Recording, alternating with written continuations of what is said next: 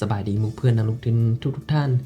ในคลิปวิดีโอนี้เนาะข้าพเจ้าจะมาคลิปแนะนำวิธีการจองหุ้นผ่านแอปของธนาคารการค้าเนาะตัวนี้เนาะทำอีกหน่อยท่านเข้ามาที่แอปธนาคารการค้าก่อนเนาะกดเข้าไปเมื่อเข้ามาแล้วเนาะจะเห็นบอลแจกทางซ้ายมือสุดเนาะจะเห็นเมนูการจองหุ้น RO หรือเป็น PO เนาะ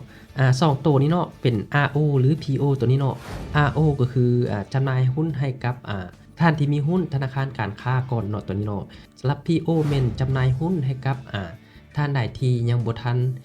มีหุ้นธนาคารการค้าเนาะทางเบิดเนี่ยเป็นหุ้นของธนาคารการค้าเนาะแต่ว่าเสนอขายให้ผู้ที่ถือก่อน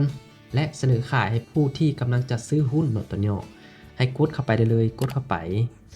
สำหรับท่านใดที่บ่ทันได้จองหุ้นก่อนเนาะจะบ่เห็นเป็นแบบนี้เนาะจะเห็นเมนูการจองหุ้นเนาะท่านสามารถกดเข้าไปได้เลยในนี้เนาะแอดมินมี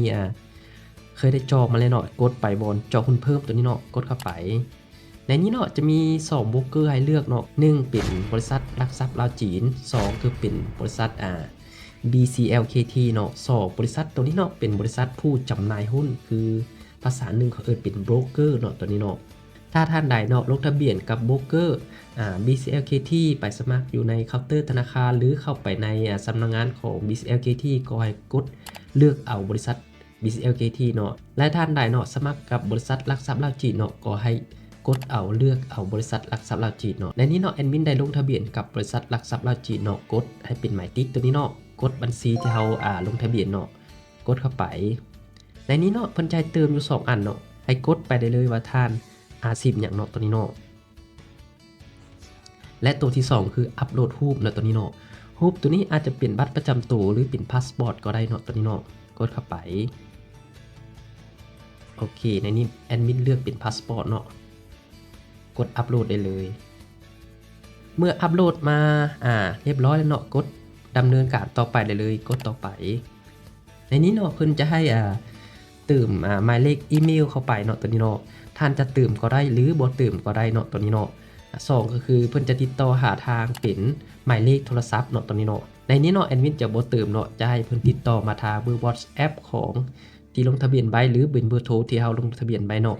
กดดำเนินการต่อไปได้เลยกดต่อไปในนี้เนาะจำนวนหุ้นทั้งหมดที่เสนอขายเม็ด34ล้าน1แสนกับ57,200 หุ้นเนาะในราคาเสนอขายเม็ด 1,730 กีบต่อหุ้นเนาะช่องตัวนี้เนาะเป็นช่องที่1เม็ดการป้อนจำนวนหุ้นที่เราต้องการจะซื้อเนาะช่องที่2เม็ดจำนวนเงินที่เราต้องการซื้อเนาะในนี้แอดมินจะมาจองหุ้นอยู่ที่23,500 หุ้นเนาะจะตกอยู่จากล้านกีบ23,500 หุ้นตัวนี้เนาะจะตกเป็นเงินอยู่ที่40ล้านกับ6แสน55,000 กีบเนาะกดต่อไปได้เลยเมื่อมาฮอดขั้นตอนนี้แล้วเนาะไอ้ทานเลื่อนลงมาบนลุ่มสุดตัวนี้เนาะตัวนี้เม่นเราจะต้องเซ็นใส่เนาะตัวนี้เนาะให้เอามือของท่านเนาะเซ็นเข้าไปได้เลยแบบนี้เนาะให้เซ็นเข้าไปบนนี้เนาะลายเซ็นตัวนี้เอามาแต่ใส่ลายเซ็นตัวนี้เนาะเอามาแต่บัญชีของท่านในตอนที่ท่านเปิดทำอิฐเนาะคือเวลาจะถอดเงินหรือโอนเงินตัวนี้เพิ่นจะให้ลงลายเซ็นเอาลายเซ็นตัวนั้นเนาะมาใส่เนาะตัวนี้เนาะหลังจากนั้นเนาะกดส่งสั่งจองหุ้นได้เลย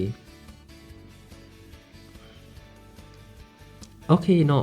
จะเห็นว่าตอนนี้เนาะเราได้จองหุ้นไปแล้วเนาะจำนวน23,500 หุ้นเนาะตอนนี้เนาะในราคาเป็น 1,730 กีบต่อหุ้นเนาะในจำนวนเงินใน40ล้าน6แสน55,000 กีบเนาะตอนนี้เนาะโอเคเนาะมาฮอนนี้เนาะการ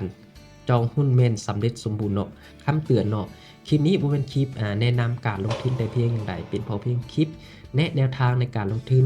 ถ้าท่านใดจะลงทุนลงเงินแนะนำให้ศึกษาความรู้ก่อนการลงทุนลงเงินเพราะว่าอาจเฮ็ดให้เราสูญเสียเงินของเราทั้งหมดก็ได้เนาะตัวนี้เนาะแนะนำให้ท่านไปศึกษาก่อนการลงทุนเนาะตัวนี้เนาะ